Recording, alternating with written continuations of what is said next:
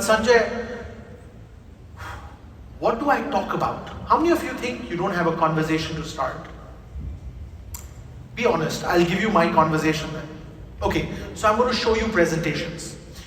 Guys, I'm going to give you two conversation starters. There are two ways to start a conversation. You start a conversation on a presentation, or you start a conversation with a case study. Right? Case study or presentation. So I'm going to show you both. I'm going to give you some case studies. I'm going to give you some presentations. Now, when do you start your presentation? See, the problem is, when I joined this business, I was told, Sanjay, you need to break the ice. How many of you were told that? Break the ice? Okay, so you start with, hi, how are you? How's the market? How's your family? All these rubbish questions, yes or no? So you start with, how is your business? Now think about it. If the business is doing very well, what will they give you objection? I want to put money in my business. Yes or no? Agreed? If the business is doing bad, what will they tell you? No money. If the family is very good, what will they tell you? My family is my insurance. And if the family is doing bad, what will they say? Forget it, let them all go to hell if I die, so what? True or not? So why do you ask questions where you lose both sides?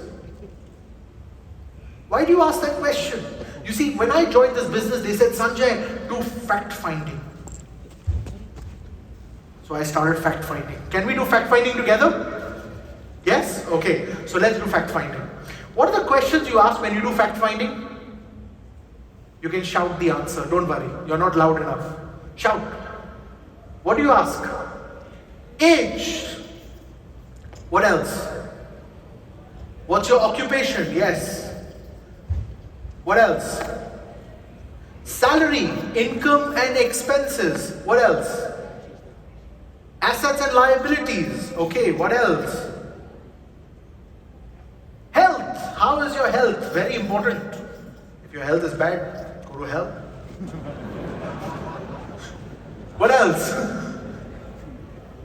Do you have other insurances? Yes. What else? Are you married? Your family? Married? Kids? Children? Yes. What else? Future plan, very important, yes. Future plan, goals, dreams, right? Enough, right? Boring, okay. Now, you forgot to ask name, huh? Very important. So let me ask you this question. All clients lie. Let me prove it to you. Ask a woman her age, it's always -10, correct or not? Why do you ask? It doesn't matter, they will always lie anyways. You ask a man his age, nowadays even the men are lying. How old are you? 21 when I last checked.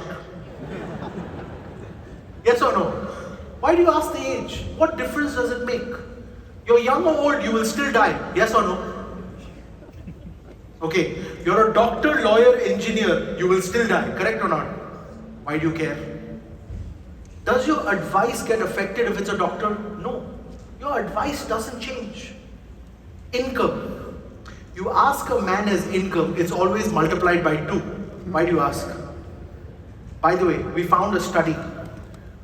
100% of married men don't know where their wives spend money. Why do you ask them, what are your expenses? They don't have a clue. Assets and liabilities. Most people don't know their assets and liabilities. It's a fact. Why do you ask? It doesn't matter. Health. Your health is good, your health is bad, you will still die. Correct or not? Why do you ask? Do you have insurance? If you have, great. You don't have, so what? You have insurance, you don't have insurance, you will still die. You're married, you're not married, you will still die. Probably already dead. You have children, you don't have children, you will still die. You have a future plan or you don't have a future plan, how does it affect your advice? They will still die.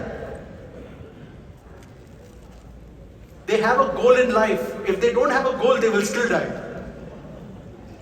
Their dream is to go to the moon. Can you help them? No. Why do you ask? Their name is Jim, John, Jake. What difference does it make? They will still die.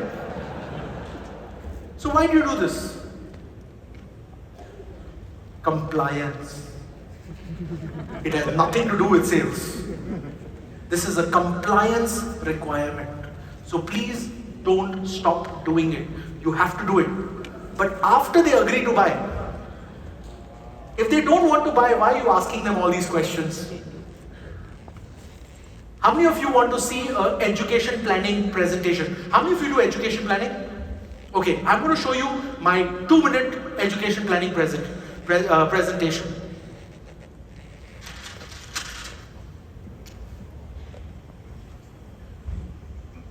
If you can't see the board, don't worry, listen carefully.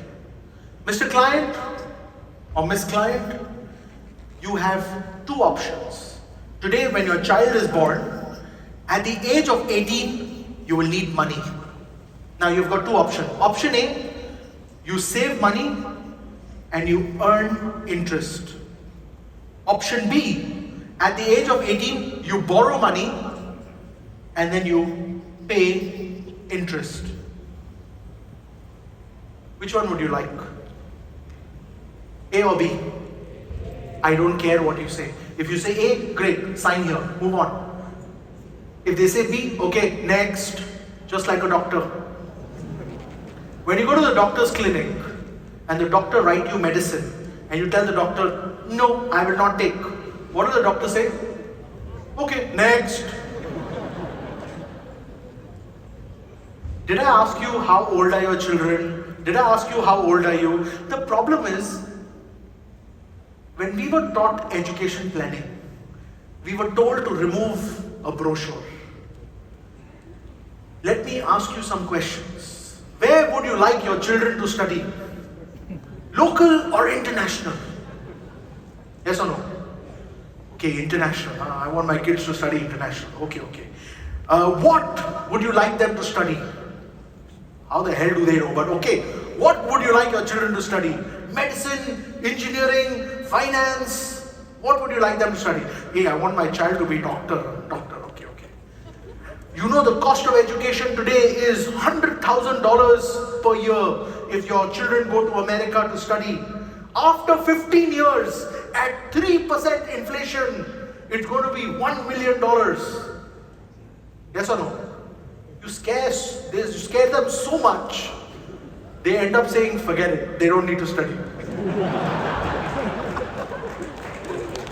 Fact. You scare your clients so much that they say, forget it. And if they have 2 children, they say, I will choose my favorite one. 3 children, forget it. All 3, anyways, the richest people in the world are college dropout. My children, school dropout. You scare them so much. Why? Why do you scare people? Think about it. Imagine there is a snake in front of you.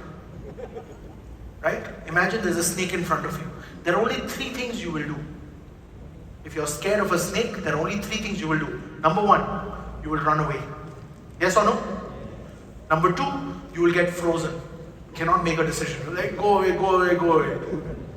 Number 3, you will try to kill the snake with a stick. Yes or no? Exactly. You are the snake in front of your client. So, when the clients see you, what do? Run away. Or no response. Just go, man. Just shut up and go. Number 3, they fight with you. No, you're wrong. No, inflation not 3%. Hey, education not so expensive. What? I calculated what? Right or not?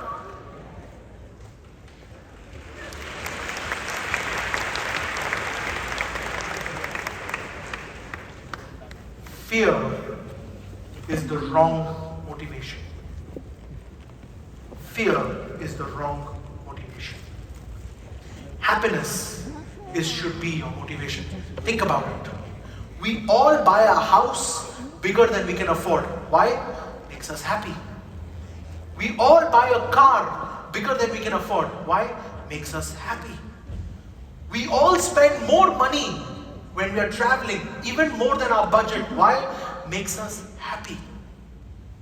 Happiness sells big. Fear sells fast. Listen to this very carefully. Happiness sells big. Fear sells fast.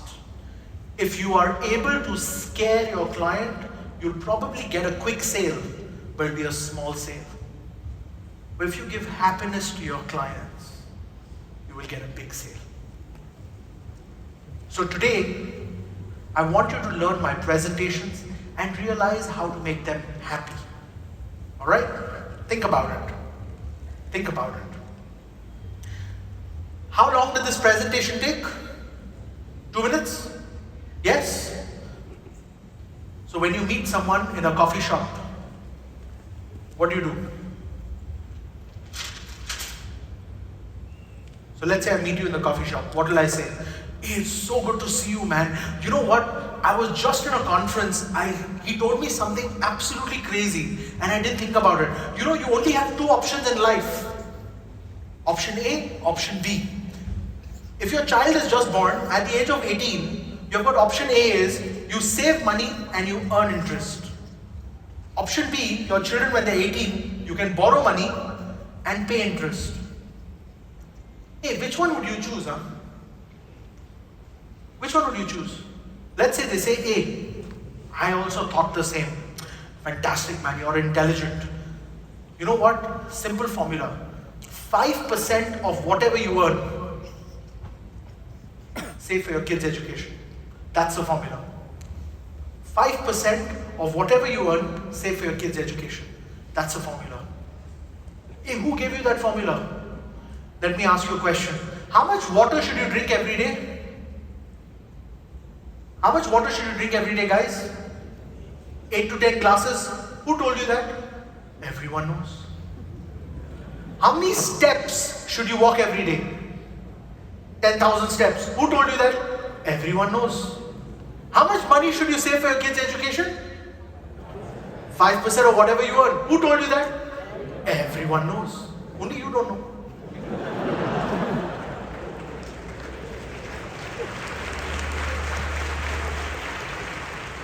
Make it simple. Make it simple.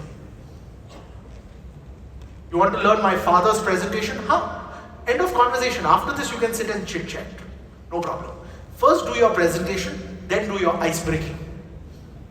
The problem is you've got reverse. You spend so much time doing ice breaking, you never get time to do your presentation. Yes or no? In the last 5 minutes, oh wait, I forgot to tell you. And now you're trying to do a presentation. Do the presentation first. Finish. They like it, they will sign. They don't like it, next. When the alarm rings, oh sorry, I have to go another meeting now. Good to see you, huh? Now you understand why the alarm is so important? Maximum 30 minutes. In 30 minutes, if the guy doesn't buy, he's never going to buy. Next year, no problem. Good for you. Premium will increase, more commission. Remember one thing, all your clients are fixed deposits. The only question is, when will they mature? So don't be in a hurry. Are you going to leave this business? No. You're going to be in this business for a long time. Yes or no? Why are you in a hurry? They don't buy now, they'll buy later. They will buy, don't worry. Otherwise, worst case, they will die. My long-term closing ratio is 100%. If you don't buy from me, you will definitely die. I promise you.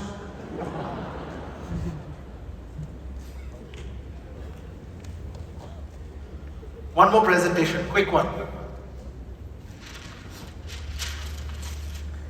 My father has been in this business for more than 40 years, okay? And he has used the same presentation for the last 40 years. He's a 37-year TOT member with this one presentation. Takes him 3 minutes. I'm going to give this to you. I'm not joking. Even if you meet my father today, he will show you, he only knows one presentation. I'm giving you so many, right? He only knows one presentation till today. And he does hundreds of millions of dollars in premium with this one presentation.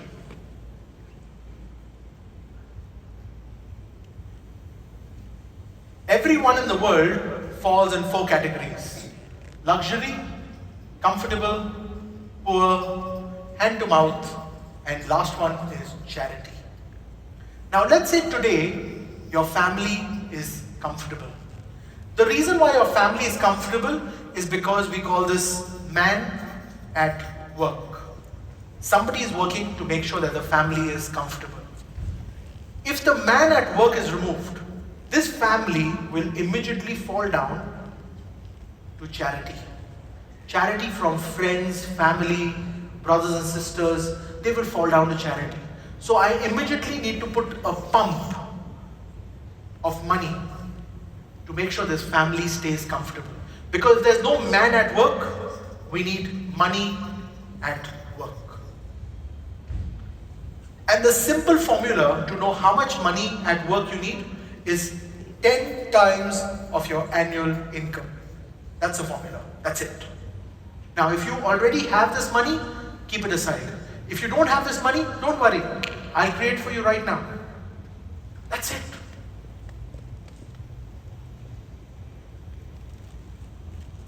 How long did this presentation take? 2 minutes. How much life insurance should a person buy? What's the formula? 10 times of annual income. Let's agree. As a profession, let's agree how much life insurance should a person buy. The formula is very simple. 10 times of annual income. Some will say 5, some will say 15, it doesn't matter. Average is 10. 10 times of annual income. That's it. You need the money. If you have it, keep it aside. If you don't have it, I'll create for you right now. Right now. Just sign here. If you do the presentation, now you can sit and chit chat. The problem is you're looking for the opportunity. So when you meet someone, your opportunity is immediately. And I'm going to teach you how. Write this down, guys. Remember these. There are 2 opportunities that you get when you meet someone. Opportunity number 1. When you meet someone, what do they ask you? How have you been? Yes or no? How are you? How have you been? They ask you that question. What do you reply? Same shit, different day. That's what you say, right? You come up with something so stupid. What have you been up to? How have you been? Same lah, nothing changed. Same boss. Same problem, same wife.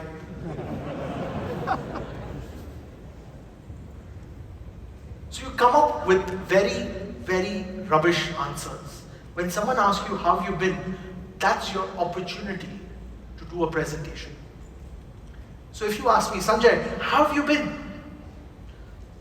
You have no idea. The last week was the best week of my life. You know, I met with this guy from Dubai. Absolutely crazy. You know what he showed me? Let me show you what he showed me. I do my presentation. Presentation done. If he buys, great. Doesn't buy, go to hell next year. Not my wife, not my children, not my future. Why are you worried? If they buy, great. They don't buy, move on. Next. The problem is, you know, when a client rejects you, you're sulking for 1 week, depression for 2 days. He said no to me, I work so hard. Can you imagine your doctor cry like that? Imagine. He was supposed to do bypass, now he don't want to do with me. The other thing I want you all to stop doing is asking for support. You know, when I joined this business, I was told, ask your family, your friends for support. Guys, can you imagine your friend has become a doctor, comes knocking on your door and says, hey, I need to do 10 bypass. I already do 9. Can I do one more, please? Please, one artery. One. Only one artery. How you feel? Crazy or what? Same thing. Stop asking for support and learn to give good advice. Our business is about conversations. Our business is about giving good advice, and that's what you focus on. You see, in our business, if you do your presentation correctly, the next step is objections. You will get objections. How many of you get objections? Be honest. All of us. That's what I thought. All of us get objections. And what is the most common objection they give us? I want to think about it. Yes or no? All of you get that? I want to think about it. Okay. Let me show you a strategy for handling objections. This strategy works every time. I call it the UOC, the Universal Objection Circle.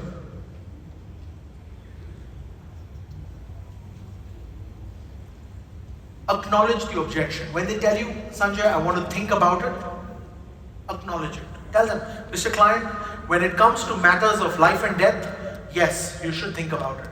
And we're talking about both life and death. You should think about it. But let me ask you a question. Let me ask you a question. Would you like me to give you free insurance till you think about it? You see, my company, they provide what we call a free look period. All of us have a free look period, yes or no? My company offers a free look period because there are many clients who want the cover, but they're not sure how much, etc. So I will give you free look. Could be around 2 to 3 weeks, depending on your product, right? Because I have a lot of clients, give them an example, give them a solution. Because I have a lot of clients who want to think about it, and we are in no hurry. Take your time. No hurry. You don't have to make a decision today. It will still take me 2 to 3 days to 4 days to even fill up your application, get all the paperwork done. So I'm not in a hurry. Don't worry. Take your time. No problem. I'm doing this as a friend. Do you have any other questions? No? Okay. Sign here. Learn to ask for the signature. The only strategy of closing that I want you to learn is learn to ask for the signature. If you don't ask for the signature, there is no close. How many of you think your client will say, give me application form, I will sign? Never. So you have to learn to ask for signature. When you ask for the signature, they will give you another objection. I need to ask my wife. How many of you heard that? Exactly. They never ask their wife anything, but this one they want to ask. True or not? Follow the same strategy. Acknowledge. Mr. Client, I'm so glad you want to get your wife to be part of this decision. Because yes, when it comes to matters of life and death, you should involve your spouse. But let me ask you a question. Did you know that there's not a single woman in the world who will tell you, don't protect me, don't protect the family, don't protect our future? Instead, the problem is your wife will tell you buy more, not less. So let me give you a solution. Let me tell you what to do. You first buy. Then tell your wife, I bought. Sorry. If she says buy more, tell her, listen, not this year, next year. Not in budget. Because I promise you, when she finds out you're buying insurance, she will tell you to buy more, not less. I've not met a single responsible woman. Listen to my choice of words. I've not met a single responsible woman in the world that has told her husband, don't buy insurance. I've met stupid women in the world who have said that, but not any responsible women. Stupid, many. Responsible? None. And you are a responsible father, so I know your wife is also responsible. Very simple. Handle objection. What is the fastest closing strategy? The fastest closing strategy is sign here. Mr. Client, the next step is I need some signatures. Can you please sign here? Move on. What other objections will you get? Let me give you them. One of the most common objections, Sanjay, I'm so rich. I don't need insurance. How many of you have heard that? Sanjay, I'm so rich. I don't need insurance. I had one client, he told me this. He said, Sanjay, I was giving him a medical plan. Don't worry, I have another one. I was giving him a medical plan and he said, Sanjay, I'm so rich I can buy the hospital. I said, Mr. Client, same strategy. I said, Mr. Client, I know you're so rich you can buy the hospital, but let me ask you a question. What do you think is cheaper to buy, the hospital or insurance? You're such a responsible businessman, you're such a successful businessman. Why would you waste money in buying a hospital if you fall sick? Just buy insurance, it's cheaper.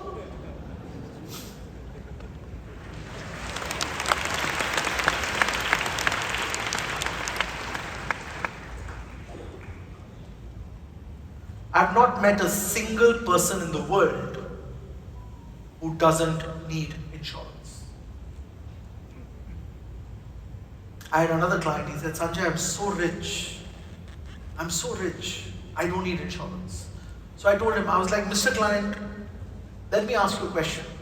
Did you know that insurance was made for rich people? Think about it. It was never made for poor people. Insurance was never made for poor people.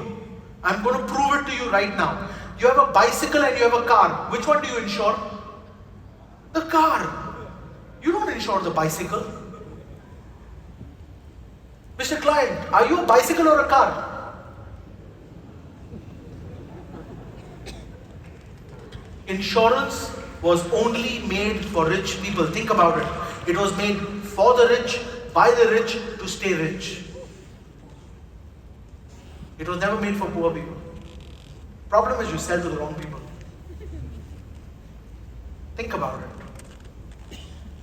Guys, when I meet someone, if you have something to lose, I have something to insure. If you have nothing to lose, go to hell. Move on. Next. Be like the doctor. Learn to give good advice. If they take it, great. They don't take it, next. The problem is you get hung up. Client tells you, no, I don't like your company. Okay, buy from someone else, buy. See, I have a lot of clients who tell me, hey Sanjay, I don't like your company. I said, okay, don't buy from me, buy from someone else. But buy it, because if you die, nobody cares. Buy from someone else, no problem, but buy, please. Hello? You go to the doctor, you say, hey, I don't like your hospital. Arey, go to another hospital but get a treatment, you will bloody die. Hello? Guys, remember one thing. What is our job? Rule number 3 was, give your best advice to anybody and everybody. If they take it, great. They don't take it, next. I'm going to leave you with the last objection. I love this objection because I get it a lot, but it's my favorite objection. Sanjay, God is my insurance. How many of you have heard that? I thought so. I love it. It's my favorite objection. So I told him, I was like, Mr. Client, you are absolutely correct. God is also my insurance. But let me ask you a question. Did you know there was a beautiful village in a city? It was a small village in the middle of the mountains. In that village there was a